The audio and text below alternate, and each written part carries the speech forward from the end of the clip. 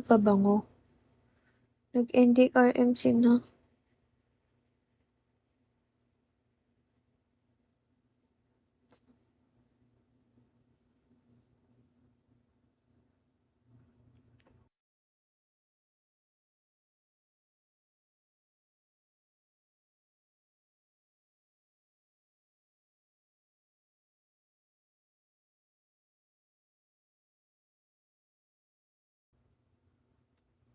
Yay!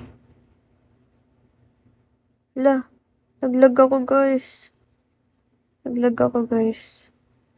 Ate Zazi, ikaw ba yung nag-check out? Signal number 3. Aray ko! May event ako sa Monday. Ay, Diyos ko.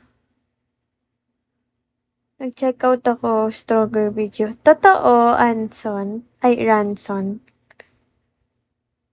Wow, thank you, Ranson. Perfect yan. Perfect yung stronger video. Hindi ka magsisisi dyan.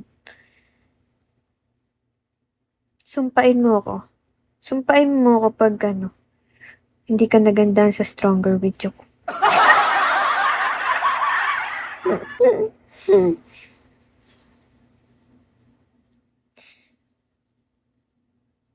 Sampalin niyo ako pag hindi maganda yung stronger video. Honest naman ako eh. Sabihin ko naman sa inyo yung totoo.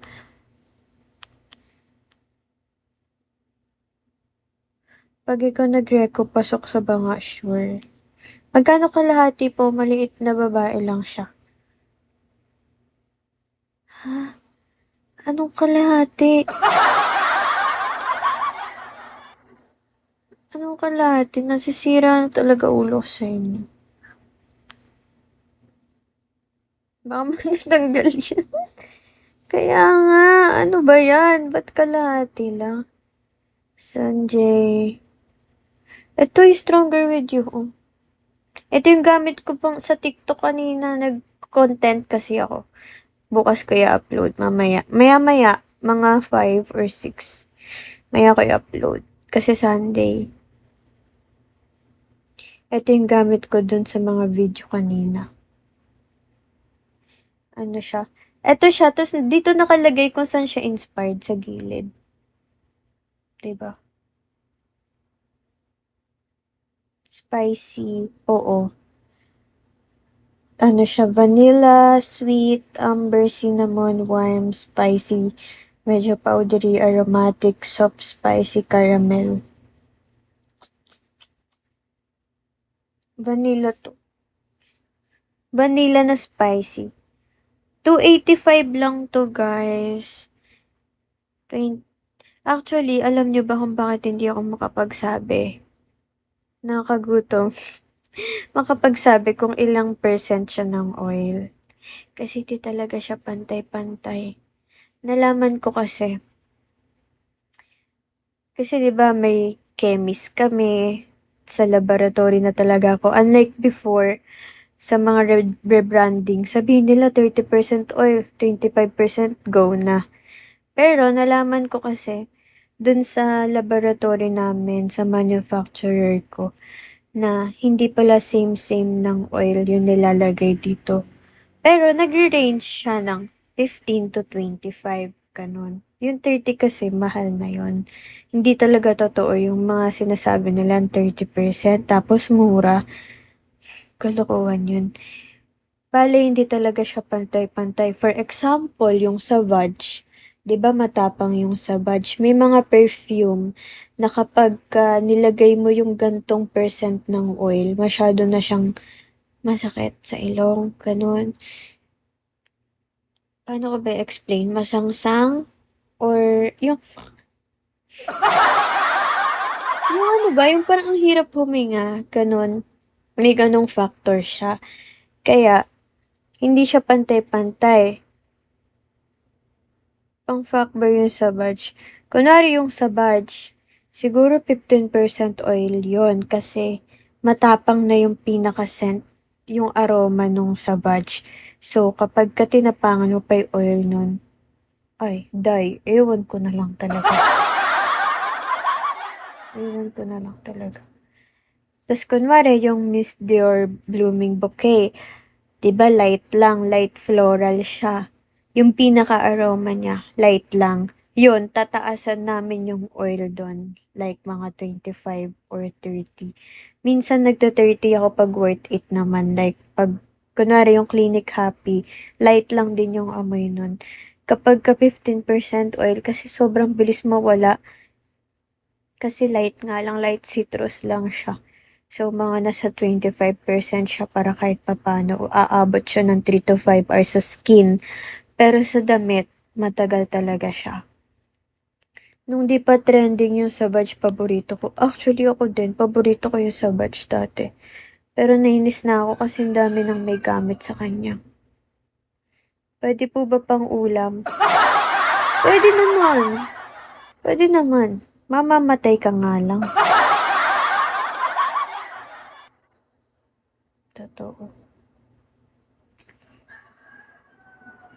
Lalo 'pag pinagpawisan, mabilis mawala talaga. So, ayun nga, hindi ako makapagsabi kung ilang oil base siya. Kasi nga, hindi siya pantay-pantay.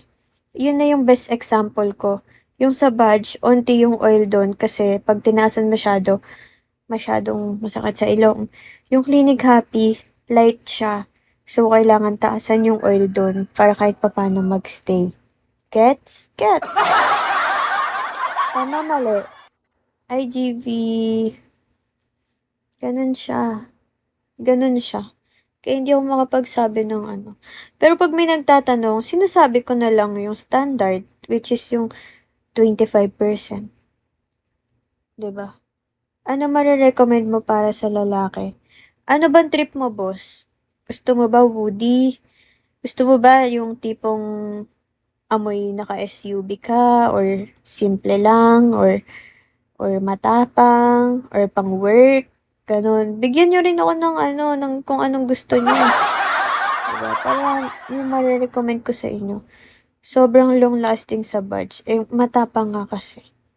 PM kita. Ba't may PM? Check out mo na ngayon, Justin. Hindi na dapat pini-PM yan. Ilan, Justin? Maalam ka talaga sa perf. Siyempre, kailangan maalam ka sa perfume. Pag nag-business ka ng perfume. 2 years na ako eh. 2 years na ako pero ngayon lang ako nagkaroon ng own brand.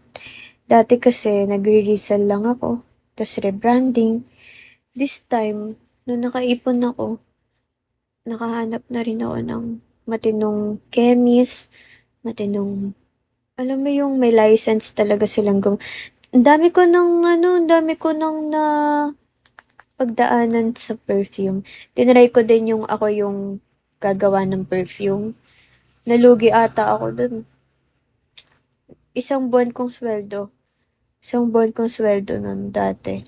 Nalugi ako kasi tinry ko ako yung magtitimpla. Pero hindi pala talaga siya goods. Mas okay talaga yung ipagkatiwala mo na doon sa mga professional. Basta, basta makikipag-communicate ka ng maayos kung anong gusto mo mangyari sa brand mo. Kaya nga, sabi ko sa'yo, pwede tayo magpagawa ng parang urig. Yung talagang ano, kaso mahal nga lang yun. Eh, dahil ang target ko nga middle class, estudyante. Ganun lang muna ako. Ganun muna akong level. Mga 3 to 5 hours na tagal ng set. Hi, Prince. Hi, Wizzy. Gage! Long time, Gage. Hello po. Sakit ng tiyan ko, guys. Kumain kasi ako ng ice cream. 1K plus ang extra. Kaya ko yun kahit 800. Ganun. Or 750 or 850. Depende. Depende sa price sa akin ng manufacturer. Meron akong Aqua de G. Meron ako. Mag-check out ka na. Meron akong 2 stock nun. Check out nyo dito. Oh.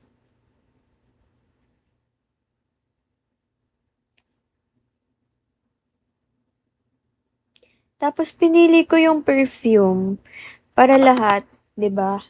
Lahat mabebentahan ko. Babae, lalaki, bakla, tomboy, butiki, baboy, bata, matanda, teenager, 'di ba? Tips para sa pagpili ng perfume. Depende yan. For example, gusto mo ng sweet, mag-stronger with you ka. For example, gusto mo ng musky. Magkano dyan? 285 lang, boss. Inspired scent lang to, boss. Pero goods. Pwede na pang daily. Para hindi maubos yung